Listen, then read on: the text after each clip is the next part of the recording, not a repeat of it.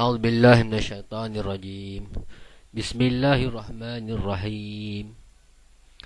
الله لا إله إلا هو الحي القيوم لا تأخذه سنة ولا نوم له ما في السماوات وما في الأرض من ذا الذي يشفع عنده إلا بإذنه يعلم ما بين أيديهم وما خلفهم ولا يحيطون بشيء من علمه إلا بما شاء وسع كرسيه السماوات والأرض ولا يعوده حفظهما وهو العلي العظيم.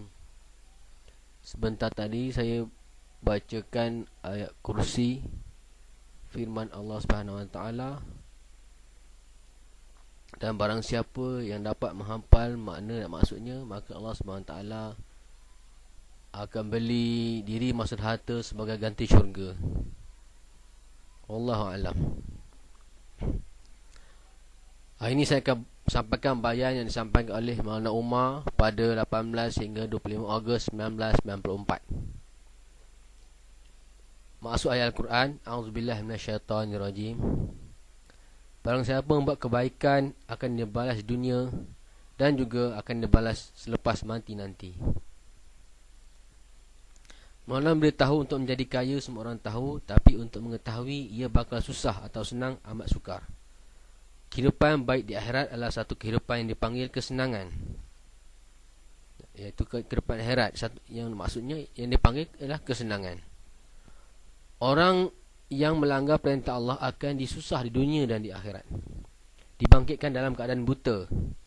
Ia buta kerana dunia ini membutakan diri terhadap kebaikan yang dizahirkan padanya.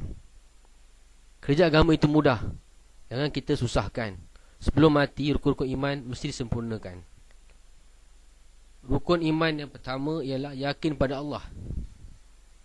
Dengan yakin pada Allah, iman akan meningkat apabila kita memperkatakan dan mendengar kebesaran Allah Subhanahu Wa Taala. Kebesaran Allah Subhanahu Wa Taala yang diperkatakan, yang diperdengarkan adalah untuk membuang kebesaran makhluk di dalam diri kita. Bagaimana caranya? Kita hendaklah korban. Korban adalah tingkatkan, iaitu korban di jalan Allah SWT. Iman yang kedua itu yakin pada malaikat. Yakin dengan nizam malaikat, nizam ghairabi dan khilaf akan merosakkan manusia. Zaman Nabi, nusrah datang secara gaib. Segala masalah dapat diselesaikan. Iman yang ketiga itu beriman kepada Rasul, iaitu persaksian pada Nabi sahaja dapat kejadian itu. Setiap kehidupan cara Nabi SAW yang akan yang kita jadikan contoh. Yang keempat, kita yakin pada kitab-kitab yang diturunkan oleh Allah Subhanahu Wa Taala. 4 kitab yang kita boleh yakin: Al-Quran, Injil, Taurat, Zabur. Kitab ialah untuk menolak ilmu insaniah dari benda. Saya tahu dapat itu dan ini.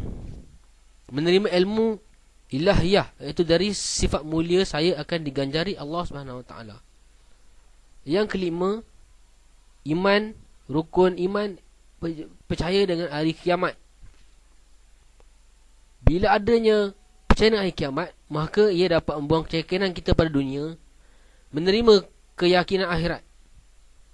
Akhirat lebih berharga dari dunia, iaitu kesenangan. Korbankan dunia untuk akhirat, dan korbankan akhirat untuk dunia. Dan rukun yang keenam itu qada dan qadar. Qada dan qadar ialah segala nikmat dan susah datang dari Allah Subhanahu Wa Taala. Kita redha dengannya. Usaha di tangan kita dan keputusan di tangan Allah. Takdir khilaf dengan syariat. Apabila takdir berlaku, jangan lihat kesan yang timbul, tapi lihatlah ini keputusan Allah Subhanahu Wa Taala. Kisahnya bagaimana Nabi Yaqub AS dan anaknya Nabi Yusuf AS. Ujian yang hebat dilaluinya, iaitu ghaibul nizam yang perlu kita yakini. Ghaibul nizam. Takdir Allah pada Nabi Yusuf dengan syariat. Ia dimasukkan ke dalam perigi buta, dipenjarakan menghadapi 7 tahun kemarau.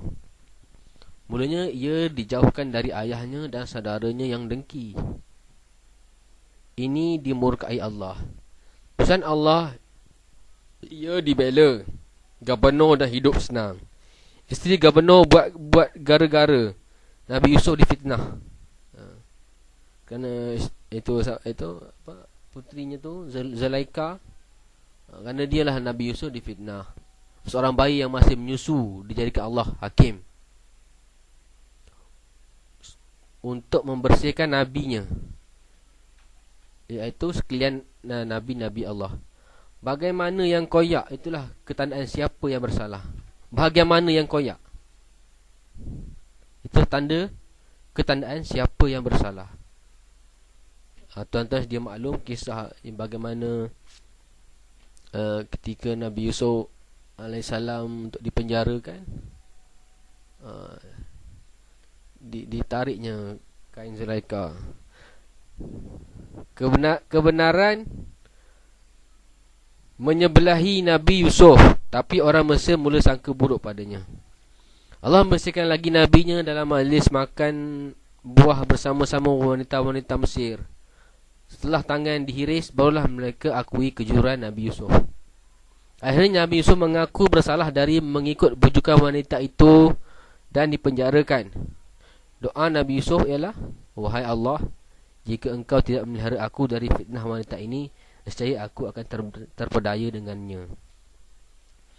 Penyaran besar bagi kita, segala kebaikan yang dilakukan bukan datang dari kita, tapi dari taufik Allah semata-mata.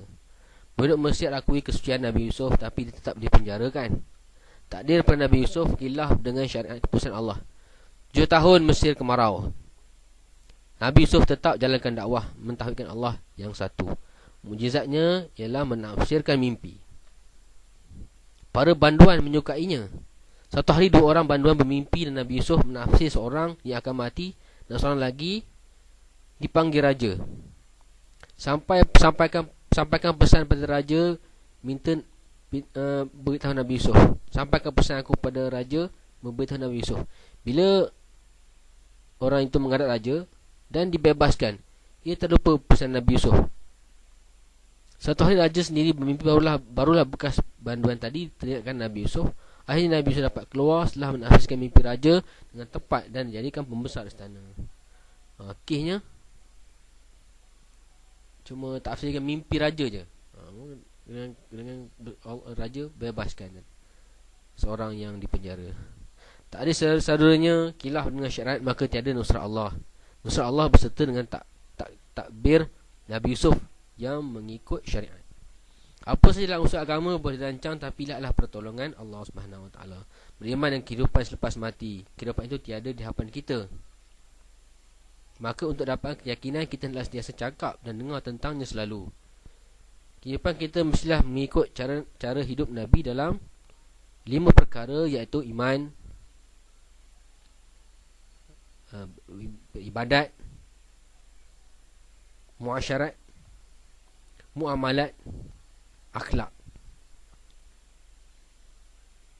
5 perkara yang kita mesti sempurnakan, dengan semoga Allah SWT berilah kehidupan kita mengikut cara Nabi dalam kehidupan kita sehingga akhir kiamat. Dalam ibadat, solat paling utama. Iman 24 jam fardu atas kita, tapi solat 5 kali sehari fardu atas kita. Untuk meningkatkan solat, kerjakan di masjid dan sibukkan dengan solat nawafil. Sempurnaan akan datang dalam solat apabila solat dikerjakan dengan mencontohi Nabi dan tumpuan terhadap Allah diutamakan. Nabi SAW beritahu, lihatlah aku sembahyang, buatlah sembahyang mana engkau lihat aku sembahyang. Nabi kata. Umar tak kata, lihatlah aku bertartil dalam Al-Quran seperti mana, dan kau buatlah seperti aku. Bukan maksudnya. Abu Bakar beritahu, lihatlah aku mengerti Allah dan seperti mana engkau mengerti Allah. Tumpuan itu datang dengan tilawah, zikir dan sentiasa berdoa. Hubungan dengan Allah betul dan hubungan dengan makhluk juga mesti diambil berat. Ia sentiasa tunaikan hak makhluk dan kasihkan mereka semua. Bila wujud kasih sayang umat dekat dengan Allah, umat ini adalah umat contoh. Bagaimana hendak wujudkan satu hati? Ia akan wujud bila perasaan keislaman mengatasi puak.